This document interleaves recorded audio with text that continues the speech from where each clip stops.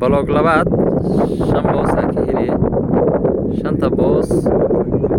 شنتا كلنا وحي usii jeesay dhankaas oo isla magaalada Muqdisho xageeda ah dhulkan waa dhulka ugu dalcadsan oo hadda la jecel yahay oo la maal gashanayo wadadan oo jeega oo tooska ah waxa ku yaala waliba ceelkaas aad hadda u jeedid oo haantaas hadda qoraxda lagu dhigan kulliba waa idin geynaya asagana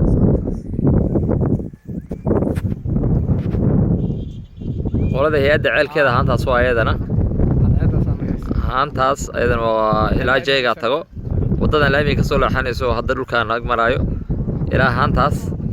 ilaa meeshaan oo hadda anaga oo dhulkeena jeegan soo taagan yahay oo calaad kaabi ku qabanaya guri Jaafar insha Allah